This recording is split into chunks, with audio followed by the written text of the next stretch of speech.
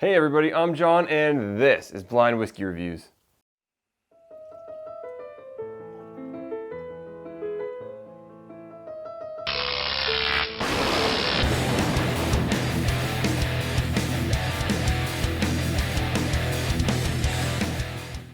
Hey everybody, and thank you so much for joining me today here on Blind Whiskey Reviews, the most honest reviews on YouTube. Today I'm bringing you another blind side-by-side of two Knob Creek products that I promised you I would do. We're doing the Knob Creek 12-year-old and the Knob Creek non-age stated. Now, if you watched my last side-by-side I just did with the no age statement and the quarter oak, I'll link that up here so you can check that out if you haven't already. I was super shocked by those results. And maybe you can guess what that means, but I won't spoil everything for you. So, a very strange result, something I didn't expect. So, I'm feeling like I'm a little bit more confident that this one will be definitively different, and hopefully, I'm assuming, in the favor of the 12-year. I mean, we're assuming that these products are profiled very similarly and that the 12-year is just a more aged version of the Knob Creek non-age stated version. So it should be better, and based on the price, it should be way better.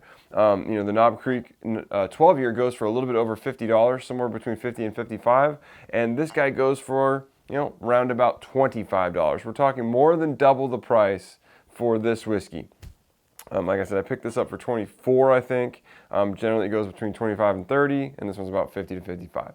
So there should be a really big difference between these two whiskeys in the flavor profile. So I'm really excited to find out if that's the case. So let's not waste any more time, and let's get into these whiskeys. Start over here.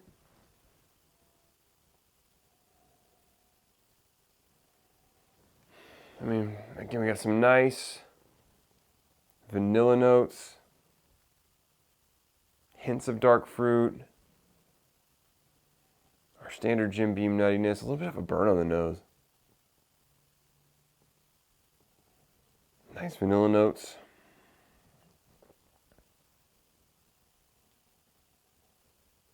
This one is feeling darker to me. Very similar to what's here, but just more robust. Oh yeah, there's way more deep, dark notes in this whiskey, I feel like. Very rich, lots of vanilla, lots of dark fruit, lots of deep brown sugar, some oak characters, a hint of light fruit, even like a touch of citrus. Yeah, in comparison, this one just feels much lighter. So, on the nose, I'm guessing this is the 12-year, but the nose isn't everything, and guesses are not accurate until you know what they are, right? I don't want to talk about the last review, but you'll see. If you haven't watched it, you'll see. Let's get to the taste. Cheers.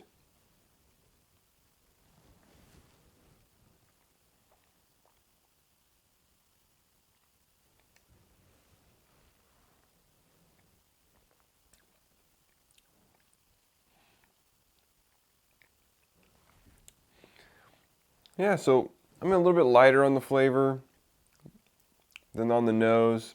Not quite as robust tasting.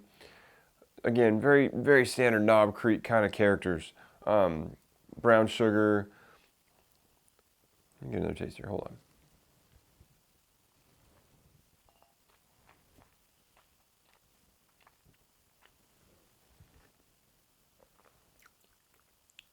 So there's a little bit of depth there. Not a lot, but a little bit. A little hints of some deeper, darker notes.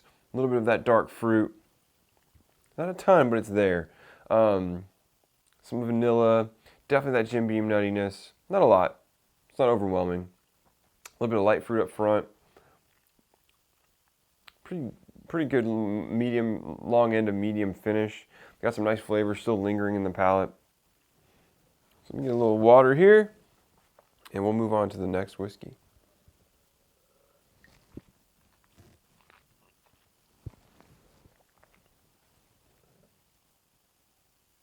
Yeah, this one just smells so much deeper and darker than this one does.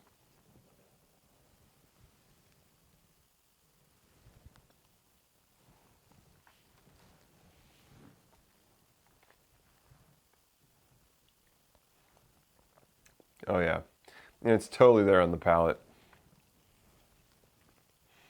If this isn't the 12 year, I need to stop doing whiskey reviews. I'm going to give you a spoiler alert. If you haven't watched the quarter oak comparison yet, pause this video, go watch it, spoiler alert. So in the quarter oak video, I just kind of anticipated that the quarter oak should have more character based on it being a limited edition, based on it being a higher price, based on it being aged in smaller barrels with more surface area. You'd think it absorbed more of the oak character. And so based on those assumptions, I made the wrong guess on which whiskey was which. And it really turned out to me that the non-age stated whiskey to me was better than the quarter oak.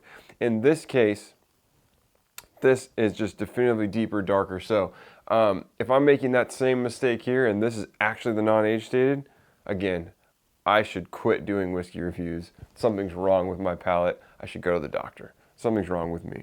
So let me go back to this one.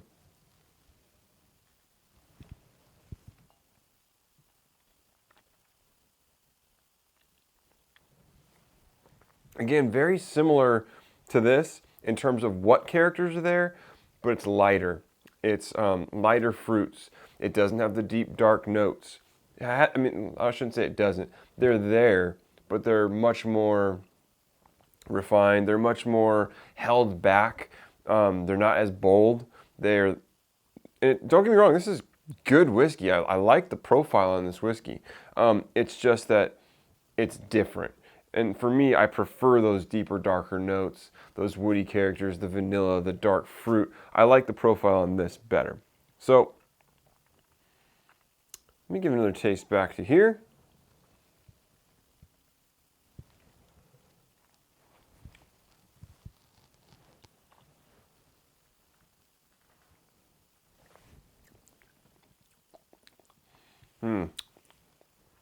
I'm really enjoying this whiskey. I mean, this is really good. And comparing them side by side, this one pales in comparison. I still think it's a good whiskey. It's just that you can't do these side by side. I mean, you're never going to drink these side by side unless you're doing what I'm doing.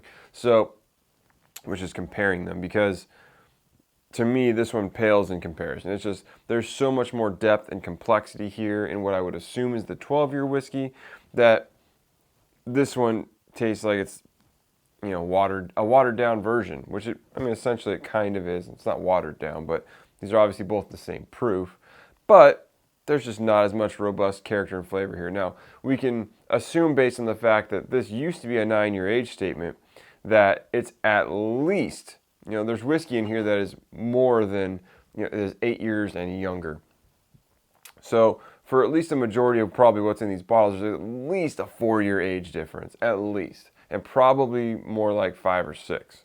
So there's a vast difference in ages, and really what we should expect to get from a difference in age like that is what we're seeing here. A little bit lighter, not so bold and robust, and then here more deeper, darker, robust characters, more oaky characters, more vanilla, just more boldness and less alcohol.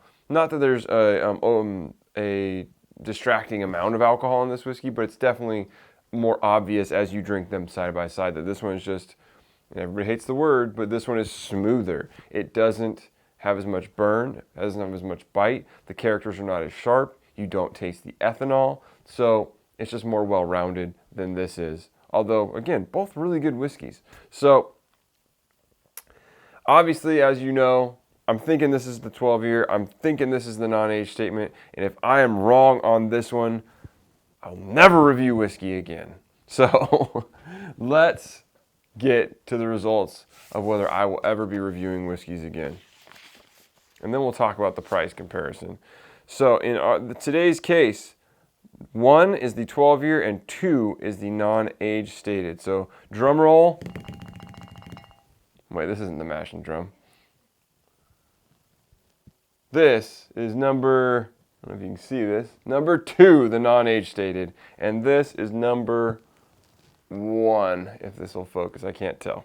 Anyways, we were right, as we should have been. I can continue reviewing whiskey. Thank you. So, yeah, it was just very obvious here in this scenario that this whiskey was just deeper, darker, richer, and had all those characters that would suggest it's been in a barrel longer. So pretty obvious here. I really enjoy both whiskeys though, and I'm surprised at how much I do like the non-age stated whiskey.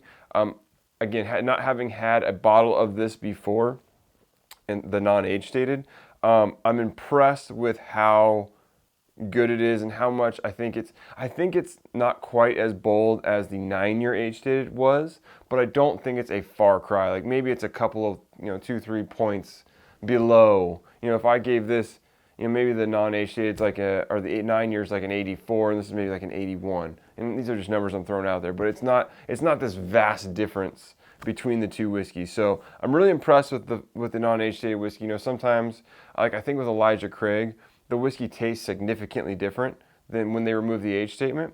So I don't think that's so much the case here. It's different, but it's not super different. Profile's pretty much the same. Flavors are just not quite as bold, but it's pretty close.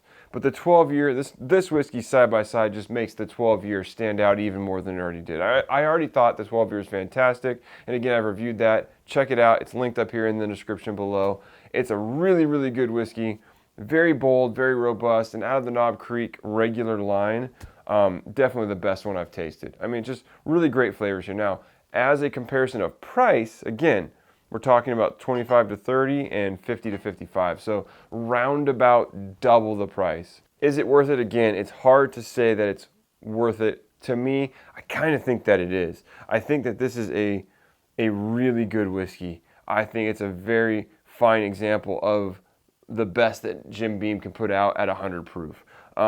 Just very rich, very bold, very robust. And we've had this conversation before when I reviewed this whiskey.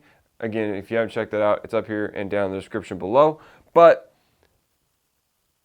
when you can get I literally just bought one of these this week. I bought a 15-year-old single barrel at 120 proof for $50. So I paid less for a whiskey that was higher proof and older than this. So the pricing doesn't make sense. But if we're talking about value, it's close. I would say I would much prefer to see this whiskey around $40 to $45. I don't know if I said that in the last review, but that's really where I'd like to see it. With this being priced around $25, with the single barrel pricing the way it is, I think $40 to $45. Let's say 40, right in the middle there. Like $42 would be a really appropriate price for this 12-year age-stated Knob Creek. It would make sense there. So I think it's a little bit overpriced, but I do think that it's really good, and I don't think you'll be mad if you pay $50 for it. It tastes good. You're going to enjoy it. If you like Knob Creek and you like Jim Beam, you will love this whiskey. That I have no doubt of. So whether it's worth it to you or not, I'll leave that one up to you. I've obviously given you some facts here that you guys can use to evaluate that, but a fantastic whiskey, no doubt. The only problem with the value is with the other products they offer at a better value. So that is what it is.